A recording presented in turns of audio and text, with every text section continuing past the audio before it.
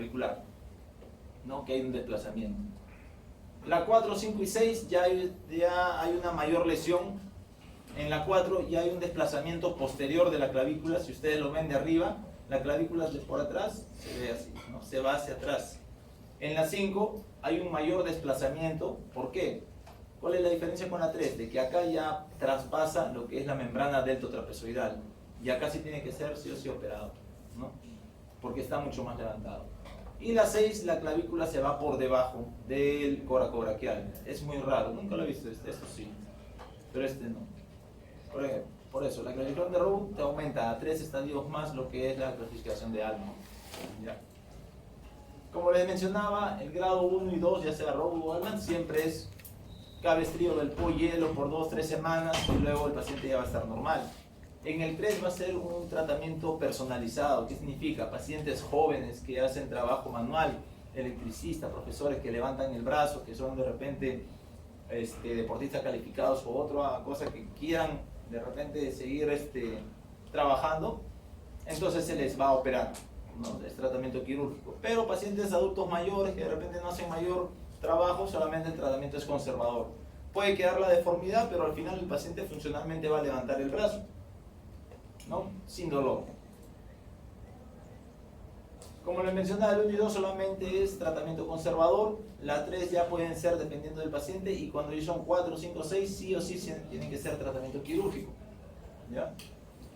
Dentro del tratamiento van a ver quirúrgico, de que pueden utilizar tornillos, pueden utilizar enclavijados con alambres. La cosa es bajar la clavícula y mantenerlo a nivel del acromio, ¿ya? Estos tornillos de Worsby, por ejemplo, van desde la clavícula y se impactan hacia la apófisis coracoide. O normal podemos utilizar tornillos de esponjosa, ¿no? La cosa es bajar la clavícula y mantenerlo a la altura del acromio. Si ya es un tratamiento crónico, es una lesión crónica, este ligamento que nosotros le habíamos mencionado, que es el coracoacromial, se desinserta de la parte proximal del acromio y se desplaza como un abanico para allá, para que al momento de bajar la clavícula se amarra y funciona como si fuera un ligamento coraco clavicular, ¿no? Esa se llama la técnica de Dunn. Placa gancho también que podemos utilizar, que significa una placa que va por la clavícula, baja por debajo del acromio y se inserta acá, baja esta, ¿no? Clavos Kirchner, lo que siempre utilizamos, ¿no? La última patología o lesión de lo que es la lesión de la cintura escapular viene a ser la luxación esternoclavicular. Es poco común, es donde se luxa la clavícula con el esternón, ya sea hacia anterior o hacia posterior. Una clavícula normal con un esternón, ustedes de arriba lo ven, que está ahí reducido normal. Si es que se va hacia la parte posterior, es más peligroso. ¿Por qué? Porque si la clavícula se va hacia posterior, hacia adentro, lesiona todas las estructuras del mediastino, ahí están los grandes vasos, el esófago, la tráquea, y es de menor lesión, digamos, cuando es una luxación anterior, ¿no? Cuando es un impacto que viene desde atrás y lateral, entonces la clavícula con el esternón se va a dar una luxación posterior. Pero si el impacto es desde adelante y lateral, entonces la luxación va a ser anterior. ¿No? Esos son los mecanismos de acción para que se luxe la clavícula con el esternón. Y los signos va a ser como una tumoración que va a tener el paciente en la parte anterior, justo en esta zona. En este caso sería una luxación anterior, ¿ya? ¿Cómo es que se va a reducir? Es ya como 4 o 5 veces hemos tenido este tipo de lesiones hacia anterior. Solamente traccionando, jalando, colocando el hueso, empujándolo, se reduce solo y es más fácil. Lo difícil, lo más peligroso son cuando son luxaciones posteriores, en donde la clavícula se va hacia atrás, ¿no? Eso ya tiene que ser hecho en sala de operaciones. Ya hemos visto las lesiones de los traumatismos de la cintura escapular, ahora vamos a ver los propios del hombro, ¿no? En el hombro, en la articulación del hombro van a haber dos lesiones, tanto las luxaciones escapulohumerales, que es la luxación del hombro de sí, de por sí, como la rotura del manguito de los rotadores. Que la rotura del manguito de los rotadores no es lo mismo que un hombro doloroso, ¿Por qué? Porque esto acá es una lesión donde se rompe el manguito, ¿no? En cuanto a la anatomía del húmero y de la glena, ustedes van a ver que esta articulación glenohumeral siempre tiene que estar congruente.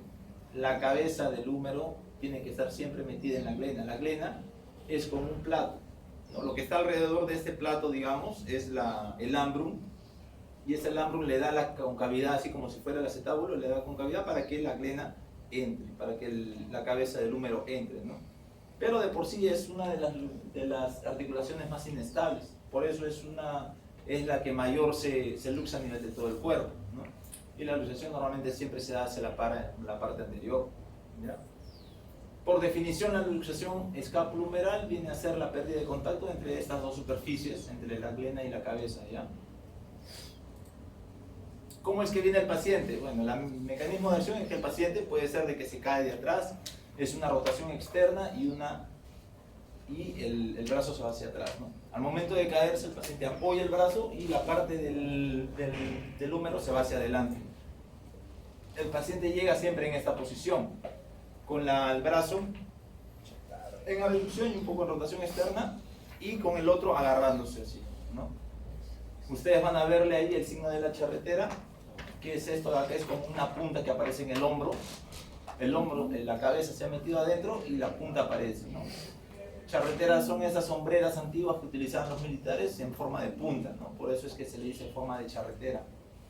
O también el signo del hachazo, ¿ya? El paciente viene el hombro más o menos a 30 grados en abducción, abierto. Es la luxación más frecuente de todas. No puede levantar el hombro, no puede rotarlo, no puede hacer nada. Viene con tremendo dolor el paciente. No puede hacer ningún tipo de movimiento, y a esta postura se le denomina como postura de Dessau, en esta posición, ¿ya? Hay mucho dolor, impotencia funcional. El paciente en la emergencia llega gritando el dolor. Uno de repente quiere en ese momento calmar el dolor, jalándole, poniéndole el hombro en su sitio, pero a veces este tipo de pacientes siempre hay que pedirles radiografía de control. Una radiografía antes de hacerle cualquier tipo de manipulación. ¿Por qué? Porque puede haber un problema legal, un accidente de tránsito, una pelea, y el paciente llega así y al final va a meter denuncia. Y uno, ¿cómo corrobora de que el paciente ha estado con esta lesión? Con una radiografía, ¿no?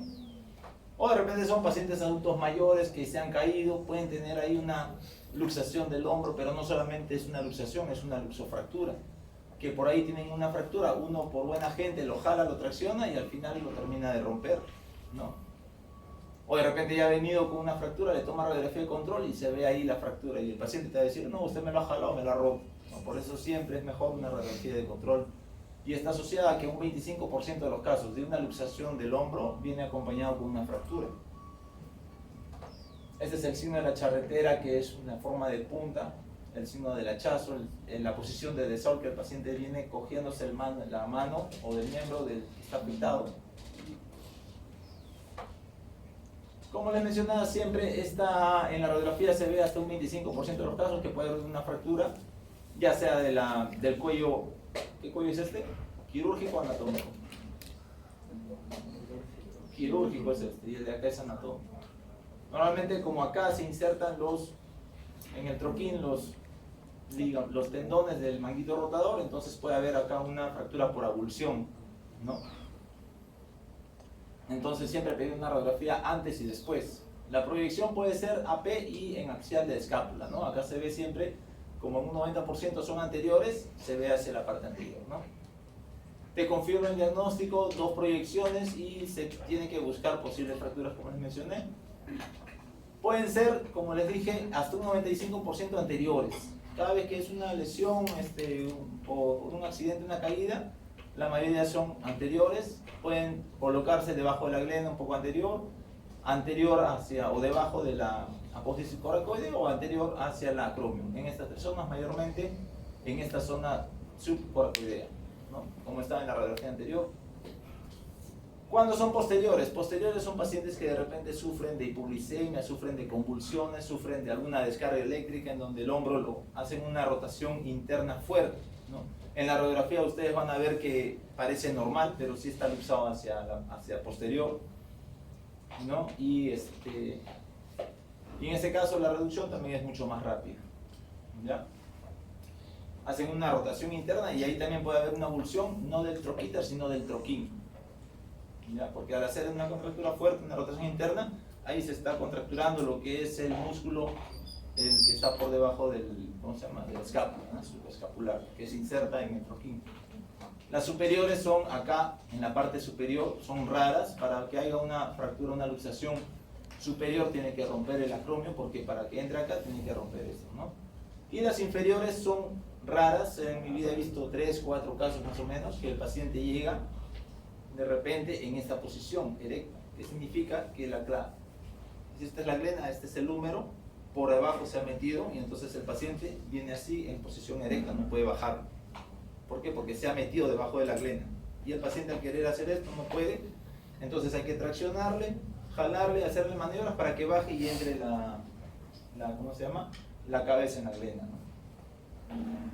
Recuerden que siempre las anteriores son las más comunes, ¿no? Complicaciones, lesiones nerviosas. Al costado, en el cuello quirúrgico, está el nervio circunflejo. El nervio radial se va por la parte posterior, puede haber ahí algún tipo de neuropraxia, una lesión a nivel superficial, ¿no? Lesiones vasculares, también por acá pasan los vasos circunflejos, ¿no? Ruptura del reborde glenoideo, en este caso el reborde glenoideo del ambrum. Siempre cuando la luxación se da, va a romper probablemente la cara o la parte anterior del ambrum. Paciente siempre que se luxa una vez, y es la primera vez, entonces hay que mantenerlo, lo reducimos, lo mantenemos mínimo unas 3 semanas, 4 semanas inmovilizado para que este labrum cicatrice, fibrose y de nuevo no se vuelva a salir el hombro de su sitio, si no va a tener el paciente una luxación recidivante. Siempre la primera vez que el paciente se luxa el hombro es la más importante, ¿no? ¿Por qué? Porque si el paciente a los 2-3 días está haciendo cualquier actividad se puede volver a luxar y entonces esta zona de acá queda rota y el paciente por esa zona va a seguir luxándose el hombro, ¿no? En este caso es una ruptura del reborde glenoideo y se llama lesión de Bankart. Fractura del troquíter o del cuello del húmero, en este caso en una resonancia se ve que en esta zona a veces puede desinsertarse los tendones que se insertan en el troquíter, como es el caso del supraespinoso, del redondo menor o el infraespinoso, ¿no? Al momento de traccionar lo jala en una fractura por avulsión. Rotura de este tendón del supraespinoso solo, sin necesidad de que haya una fractura del troquíter, y al final una rigidez del hombro. El paciente mucho dolor tiene, está más de 1 mes, 2 meses, 3 meses, y ustedes van a ver el paciente que en esta posición se queda y ya no puede ni siquiera mover. ¿Por qué? Porque el paciente necesita sí o sí la terapia física. Secuelas, la más importante, la lesión de Bankart. Ya les hablé, la lesión de Bankart puede ser lesión Bankart óseo o Bankart de partes blandas, en este caso Bankart en donde se rompe el ambrum, ¿no? Y por esta zona puede salir el Bankart óseo y está acompañado con una fractura del reborde anterior de la glena, ¿ya? Y es por esta zona donde si es que no fibrosa, cicatriza bien esta zona, entonces el paciente va a tener una luxación recidivante y que a cada rato se le va a estar saliendo el hombro. Si el paciente es joven, digamos, 17, 20 años, y se le luxa el hombro, es mucho más probable que más adelante pueda tener esta secuela, que se le pueda volver a salir el hombro, ¿no? Pero si el paciente ya tiene 50, 60 años y se le lesiona o se luxa el hombro, es poco probable de que pueda seguir teniendo una luxación del hombro. La otra secuela puede ser una lesión de Hill-Sachs, en donde como el hombro o la cabeza del hombro se va hacia anterior, es un aplastamiento de la cabeza por parte de la glena, de esta parte anterior, del borde anterior de la glena, es una fractura por aplastamiento, ¿no? Por impactación. Y acá se ve esto de acá. El hombro se va hacia adelante, la cabeza del húmero, y esta zona de acá lo va a impactar. Y queda con esta secuelita que es una impactación de la cabeza del húmero. Esa es la lesión de Hill-Sachs. Acuérdense que pueden venir en el examen. Variantes de las luxaciones de hombro: una luxación tardía o inveterada en donde no se diagnostica en el momento, mayor de 3 semanas. Ustedes van a ver de repente cuando vayan a su serum, o algunos pacientes que van a tener, están siempre en esta posición, que si el paciente se cae del árbol, se luxa el hombro, nunca ha ido a ningún puesto de salud o a un hospital, y siempre ha estado con este tipo de lesión, nunca se le jaló, nunca se le puso su hueso en su sitio. y ha terminado de hacer un hombro rígido en esta posición. Así que en el momento lo hubieran jalado, lo hubieran traccionado, no tendría esa secuela. Y supuestamente es hasta más de 3 semanas. Si es más de 3 semanas, el tratamiento ya es quirúrgico. En pacientes hemos tenido de un mes una luxación que cuando lo hemos jalado ha podido reducir en buena hora, ¿no? Pero normalmente ya más de 3 semanas ya es una luxación tardía o inveterada, en donde para volver en su sitio su hombro para reducirlo necesita entrar a sala de operaciones. Una luxación habitual que es indolora son pacientes especiales que tienen alguna alteración en el colágeno, son pacientes que sufren de alguna enfermedad, no que es ¿cómo se llama? Que se le sale las articulaciones a cada rato, ¿cómo se llama? No me acuerdo. Luxación recidivante, cuando ya les dije ya que no cicatriza bien el ambro, ¿no? Ya tienen su lesión de banca, en donde se luxa en varias ocasiones. Cuando ya son de más de 4 veces al año o 4 luxaciones, entonces hay que entrar a sala de operaciones, ¿no? Para poder cerrar esa lesión o ese ambro que está abierto, para que el paciente se mantenga ahí y no se vuelva a salir, ¿no?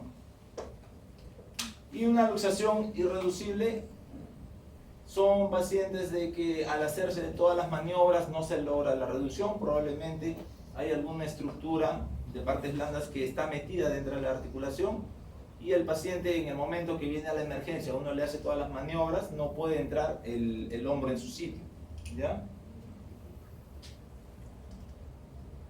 Solamente va a entrar el hombro en su sitio cuando entremos a sala de operaciones.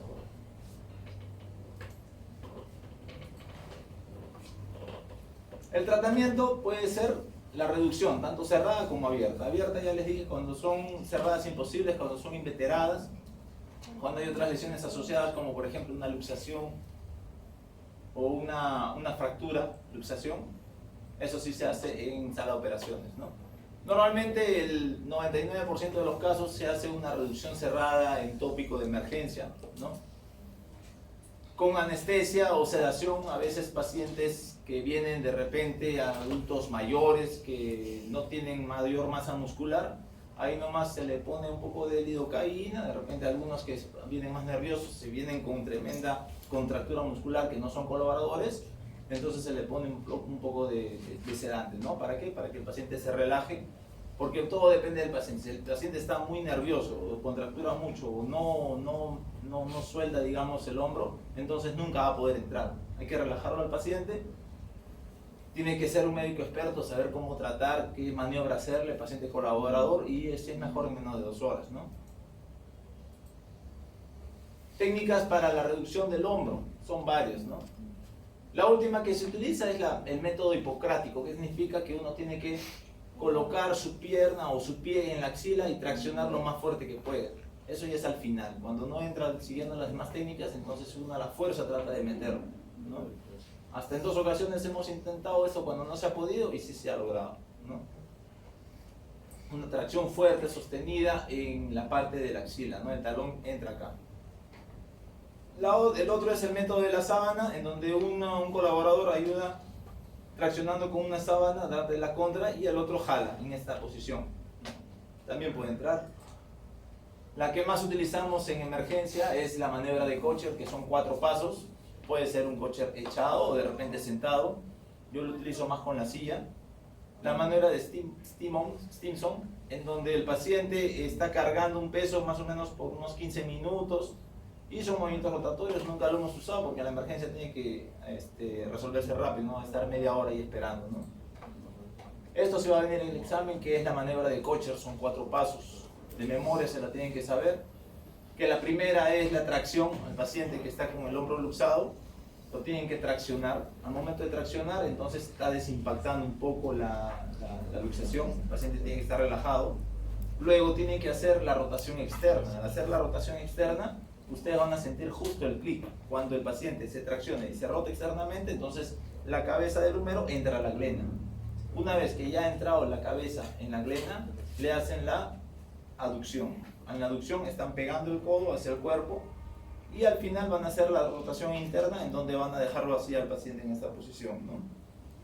Recuerden tracción, rotación externa, aducción y rotación interna. Esos 4 pasos para que tracción. Tracción, se jala todo lo que es la... Y normalmente eso lo hacemos, yo prefiero hacerlo en la silla, porque en la silla le pongo el respaldar acá y en esa posición al paciente relajado y ya le voy haciendo esas maniobras. Una vez de que lo jalo, lo tracciono y hago la rotación externa, le hago que se levante y al momento de levantarse el paciente te va a decir de que ya le ha calmado totalmente. Le ven la cara de sufrimiento que tiene cuando está luxado y cuando ya entra la cabeza del húmero en la glena, el paciente totalmente se relaja y ya está ya con otra cara, ¿no? De que ya está ya aliviado del dolor que tenía. Se le hace la aducción y luego la rotación interna y al final se le coloca su vendaje de Belpont. Puede utilizar el vendaje del Belpont, puede utilizar un cabestrillo con inmovilizador de hombro, lo que más se utiliza es estos dos, ¿no? El momento de la lesión, digamos, de que ya una vez que ha recuperado, en el tópico se le coloca esto, pero después ya tiene que utilizar esto, ¿no? Mínimo un mes tiene que estar con este tipo de vendaje.